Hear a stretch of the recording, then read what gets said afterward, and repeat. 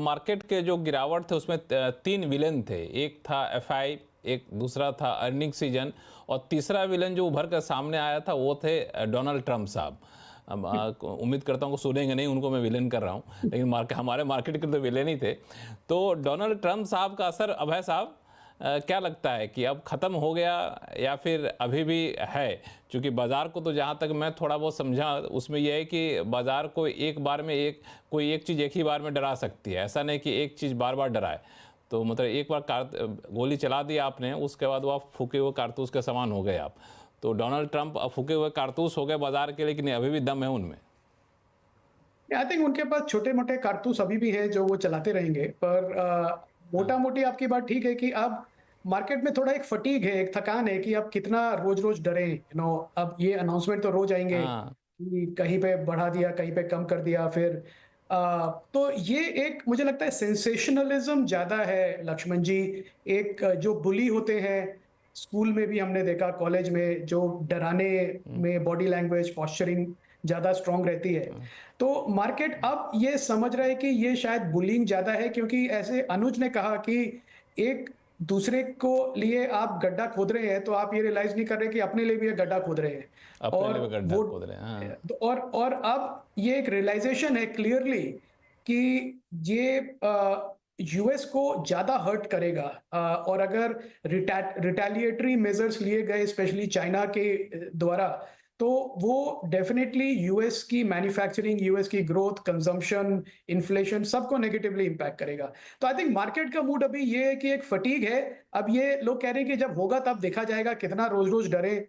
जो अच्छा चल भी रहा है कि आप है, जहाँ पे ज़्यादा क्लियरली ज़्यादा ग्रोथ दिख रहा डराइएगा है, तो आपका डर जो है ख़त्म हो जाएगा, ज़्यादा डराएँगे खत्म तो हो मतलब जाएगा, डरना बिल्कुल बंद वहीं कर पे आ देंगे। गया। जी, बिल्कुल, बिल्कुल, बिल्कुल वही हो रहा है। दलजीत जी, आप सहमत हैं कि अब ट्रंप साहब का असर कम हो गया, अब ट्रंप प्रूफ हो गया है बाज़ार? देखिए, मैं इसको ऐसे देखता हूँ लक्ष्मण जी कि ये टैरिफ का असर ठीक है, ये तो मार्केट डायनामिक्स अपने आप ही प्ले करेगा। आप किसी भी इस हुँ, इंडस्ट्री में अगर कभी भी टैक्स लगाते हो तो क्या होता है? इमीडिएट इम्पैक्ट होता है। थोड़े महीने बाद हुँ, इंडस्ट्री अपने आप ही सेटल डाउन हो जाती है। सबको समझ आ जाता है भाई हुँ, 20% महँगा आएगा तो 20% महँगा बिकेगा। उसमें कोई ऐसी बड़ी हुँ, चिंता का विषय नहीं। और तो कुछ अच्छे प्लेयर बच जाएँगे, कुछ खराब हट जाएँगे, वो सब इतना tariff issue is not a very problematic issue. Issue है कि ये सब की वजह से जो ये ग्लोबल डिस्टरबेंस हो रहा है, एक जगह से ट्रेड ब्लॉक्स बदल रहे हैं, इसका ग्लोबल ग्रोथ पे क्या असर होगा? तो अगर ग्रोथ ही मैक्रो इकोनॉमिक ग्रोथ ही अगर इम्पैक्ट हो जाएगी, तब फिर हमारे लिए और सभी के लिए उसका जो है रेपरकशन होगा। तो अभी अपने को ये अभी के ये बहुत नैरो थिंकिंग है कि 20% बढ़ेगा कि 25% बढ़ेगा कि 100% बढ़ेगा। वो इम्पोर्टेंट नहीं है। इम्पोर्टेंट है कि उसका लॉन्ग टर्म इम्पैक्ट क्या होने वाला है। उससे कुछ-कुछ सेक्टर ऐसे होंगे जो बिल्कुल खत्म हो जाएँगे। कुछ सेक्टर ऐसे होंगे जो जिनको बहुत बड़ा बेनिफिट भी मिल सकता है। तो ये फिर सेक्टर स्पेसिफिक उसके ऊपर हमें काम करना पड़ेगा, समझना पड़ेगा। कुछ कंट्रीज़ को फ़ायदा होगा, कुछ को नुकसान होगा। तो हम उसमें कहाँ पिसेंगे और कहाँ हमको फ़ायदा होगा, वो अभी कॉल लेना बहुत मुश्किल है। मुझे नहीं लगता है कि इतनी आसान है। तो ये रब ऑफ कर दें कि भाई Trump is no more important, he is important because they are still controlling the global trade. Oh! That is why he is और इम्पोर्टेंट। सबसे आश्चर्य की बात यह है दलजीत जी कि ट्रंप साहब को पता है कि नुकसान होगा जी, हमें भी नुकसान होगा, हम करेक्ट। नुकसान झेलने को तैयार हैं। तो जब सामने वाले को पता हो कि हम गोली खाने को तैयार हैं जी, फिर गोली से उसको क्या डरना। जसप्रीत जी, वो तो कह रहे हैं कि हम मंदी में जाएंगे तो ठीक है जी, हमको जाएंगे, हमको पता है, लेकिन अमेरिका को ग्रेट बनाना है तो थोड़ी देर के लिए मंदी में जाएं। और ये ऐसा नहीं कि उनका आजकल का वो जिस नेचर के हैं, तो 4 साल तो आपको झेलना ही झेलना पड़ेगा। तो आप कितने डरे हुए हैं ट्रंप साहब से, जसप्रीत जी? इंक्रीमेंटली तो सर वो मतलब थोड़ा एक तैयार भी थे, बट अभी यही है कि मुझे अभी पता नहीं, मतलब आई एम रियली कंफ्यूज कि अभी सब बात कर रहे हैं कि 2 अप्रैल को लागू होंगे, right? But I am just thinking what stops him कि 2 अप्रैल आए और बोले कि हमने और कुछ कर दिया इसको, राइट? हम रीनेगोशिएट कर रहे हैं। हम्म, तो हाँ, it's a very moving situation. मतलब my sense is why it's 2 April, why waiting for 2 April? ऐसे तो डेट आगे बढ़ती जाएगी, it's like a unending thing, right? ऐसे तो मार्केट में इन्वेस्टमेंट नहीं किया जा सकता, राइट? तो मार्केट में इन्वेस्टमेंट हम्म, हमें करना है कि हमारी कंपनी की अर्निंग्स ग्रोथ कितनी पक्की है, कितनी हाई विजिबिलिटी है, कितनी प्रोबेबिलिटी और वैल्यूएशन हमारे सपोर्ट में है कि नहीं, assuming all other things are taken care of. And हमारे हिसाब से इंक्रीमेंटली अगर थोड़ा ध्यान रखना चाहिए फॉर द ट्रम्प फैक्टर कि डोमेस्टिक लिंकेज स्टॉक्स पे थोड़ा ज्यादा रेट्स रहे, जो एक्सपोर्टर्स हैं और इंटरनेशनल लिंक है उस पे कम रहे। एग्जांपल आईटी हो गया, एक्सपोर्टर्स हो गया फॉर डिफेंस और एरोस्पेस और सो मेनी अदर गुड्स जो which are auto parts which are susceptible to higher tariffs, उसमें वेटेज कम रखिए, राइट। डोमेस्टिक लिंकेज में we have enough places, consumer discretionary, FMCG, domestic pharma, we have enough pockets jahan pe if one is so we, for example, we have 90% plus of our stocks which have almost nil linkage to US, whatever is happening in US. So I think इस तरीके से अगर भी approach करेंगे तो one can negate that, वो थोड़ा सा जो फैक्टर है हालांकि इसमें काफी कम किया जा सकता हालांकि इसमें दलजीत जो जो कह रहे हैं ना, वो थोड़ा सा ब्रॉडर पर्सपेक्टिव में है। दरअसल अगर ये ड्यूटी स्ट्रक्चर रेसिप्रोकल टैरिफ वाला मामला चला ना, ज़मीन पर उतर गया, तो पूरे ग्लोबल सप्लाई चेन का इक्वेशन ही बदल जाएगा। मतलब कह सकते हैं कि एक्सपोर्ट इंपोर्ट का जो नक्शा है ना, वो नक्शा ही आपको बदलता हुआ दिखेगा। फिर उसमें किस देश की कौन सी इंडस्ट्री बैठ जाएगी वो कहना बड़ा मुश्किल है। मैं पहले भी एक बार कहा था कि एक स्टडी में पढ़ रहा था कि ऑस्ट्रेलिया में हुआ था, जहाँ पे जब हुआ कि वहाँ पे इंपोर्ट ड्यूटी ऑटो पे कम कर देना है या ख़त्म कर देना है, तो ख़त्म करने के कुछ एक साल बाद पता चला कि ऑस्ट्रेलिया पूरी तरह से इंपोर्ट डिपेंडेंट हो गई ऑटो के मामले में, जहाँ पूरी तरह से सेल्फ डिपेंडेंट हुआ करती थी। तो कब कहाँ इसका असर पड़े लॉन्ग टर्म में, ये एक वाकई कंसर्न होता है यहाँ पे, तो इसको देखना होगा। लेकिन एक जो मामला अब सब उठ के सामने आ रहा है वो ये कि ठीक है, मार्केट में गिरावट जितनी होनी थी गिर गई, अब बहुत ज़्यादा डर है नहीं, थोड़े बहुत उतार चढ़ाव आएंगे, अब शायद यहाँ से निकलते हुए दिखेंगे हम लोग बेहतर स्थिति में। तीनों लोग, चार लोग इस पर सहमत थे। तो हम जैसे आम निवेशक तो यही आपसे पूछेगा कि अब पैसा डालना शुरू कर दें क्या हम लोग, और डालें तो अभी भी कुछ जोखिम है कि ऐसे ही फिर किसी दिन पता चला मार्केट सो को उठे नीचे लाल लाल दिख रहा है। तो इस पे हम लोग बातचीत करेंगे। तो ये सवाल लेकर मैं पहले अपने मैनेजिंग एडिटर साहब के पास ही चलता हूँ, अनु सिंघल साहब के पास। अनु सिंघल साहब, सबको यही जानना चाह रहा होगा, क्योंकि बहुत लोग ऐसे हैं जो पैसे बचा के रखे थे।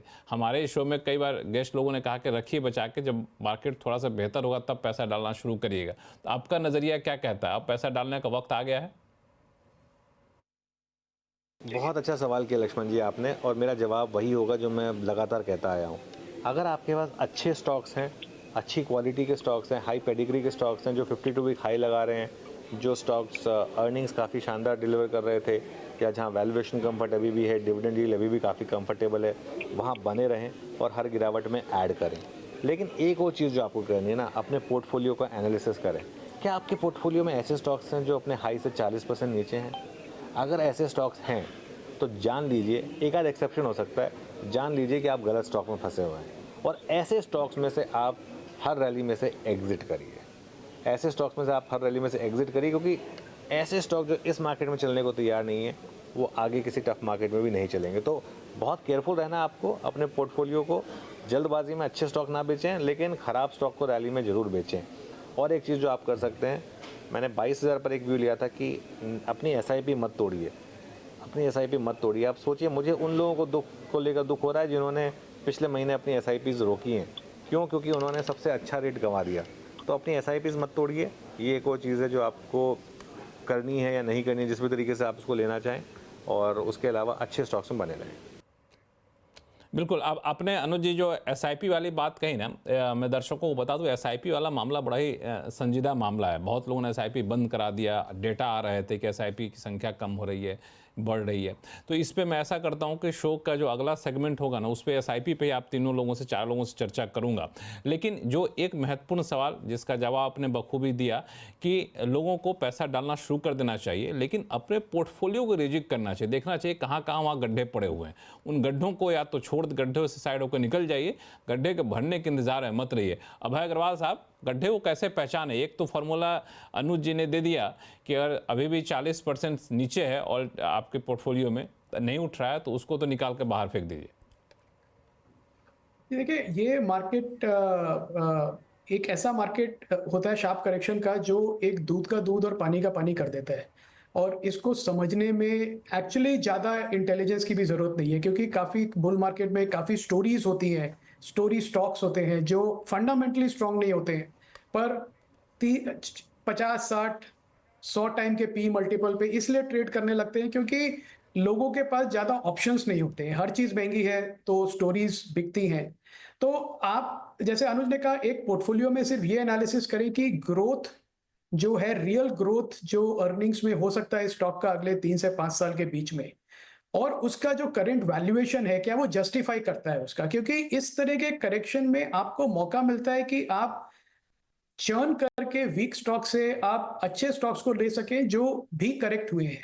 शायद उतना करेक्ट ना हुए हो, पर करेक्ट डेफिनेटली हुए हैं। तो ओवरऑल क्या होगा, आप इस करेक्शन का फायदा उठा पाएंगे अपने पोर्टफोलियो को स्ट्रॉन्ग बनाने में, कि बुल मार्केट में भी है, अगर वापस फिर से करेक्शन आया तो एटलीस्ट आपका पोर्टफोलियो स्ट्रॉन्ग परफॉर्मेंस देगा।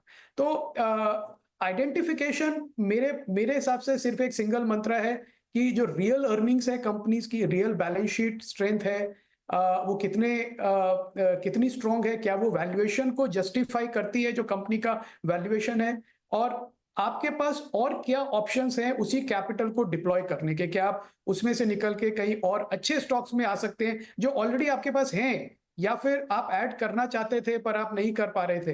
तो I think at the end of the day अगर आपका पोर्टफोलियो आप स्ट्रॉन्ग कर पाए without doing too much of churn, ज्यादा छेड़छाड़ भी अच्छा नहीं है कि आप पूरा पोर्टफोलियो अपना तहस नहस कर दें इस मौके का फायदा उठाने में, पर डेफिनेटली थोड़ा चर्न करके, एक्टिव यूज करके इस करेक्शन का पोर्टफोलियो को स्ट्रॉन्ग बना सके, तो आई थिंक ये एक अच्छी स्ट्रैटेजी होगी।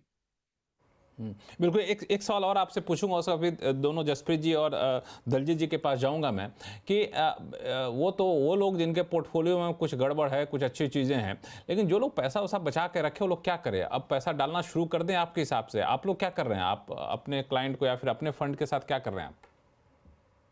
देखिए, हमारी स्ट्रैटेजी सिंपल थी, और चर्चा भी की हमने इस शो पे भी, दूसरे शो पे भी, कि जब मार्केट वीक था तो हम जिसको कहते हैं ड्रिप कर रहे थे पैसा, कि अगर 100 रुपए नया आया हमारे पास इन्वेस्ट करने का, तो हर 2-3 दिन में 5 रुपए इन्वेस्ट कर रहे थे उसमें से, क्योंकि बॉटम कहाँ पे किसी को नहीं मालूम। पर एट द सेम टाइम आप एक टैक्टिकली बेनिफिट करना चाहते हैं एक करेक्शन से, कि अगर आपको कुछ सस्ते में मिल रहा है तो क्यों ना लें। और एक स्ट्रैटेजी है कि आप बिल्कुल भूल जाएं मार्केट को, पर as an active fund manager आपकी ये रिस्पॉन्सिबिलिटी भी है कि उसका जो अगर करेक्शन शार्प है और आपका कन्विक्शन है अपने पोर्टफोलियो में, तो आप उसको धीरे धीरे ऐड करते रहे। तो जो भी नया पैसा आया हमारे पास, उसमें से काफी कुछ हमने डिप्लॉय कर दिया इस तरह की ड्रिप करके स्ट्रैटेजी में। और जो नया भी आएगा अभी लक्ष्मण जी, उसमें हमारी स्ट्रैटेजी यही रहेगी कि जहां हमको मौका दिखेगा वहां पे हम ऐड करते रहेंगे।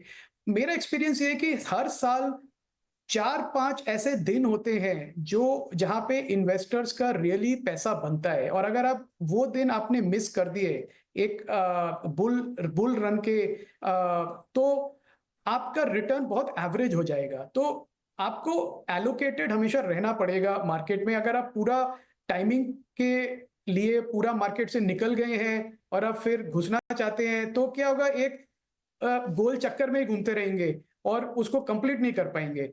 तो पर अगर जैसे आपने कहा कि हाँ एक पैसा है आप डिप्लॉय करें, बिल्कुल अच्छा टाइम है। मैं तो कहूंगा जब भी आपके पास पैसा है आपको डिप्लॉय करना है, वो अच्छा टाइम है डिप्लॉय करने का।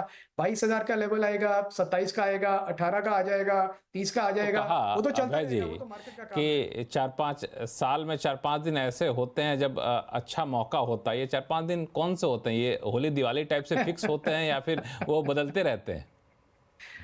ये हफ्ते में इसी हफ्ते में हमने देख लिए, जैसे आपने कहा mid cap small cap index 7-8% ऊपर था, तो जिसने ये हफ्ता मिस कर दिया तो उसने 7-8%। और फिर क्या होता है, एक साइकोलॉजी होती है इन्वेस्टर की कि अरे ये स्टॉक तो मैंने 100 रुपए पे देख लिया था, अब ये 120 पे आ गया है तो अब नहीं लेता हूं।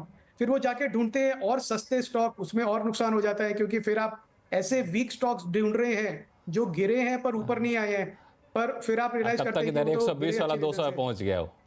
जी, तो बिल्कुल ये बड़े चैलेंजेस है।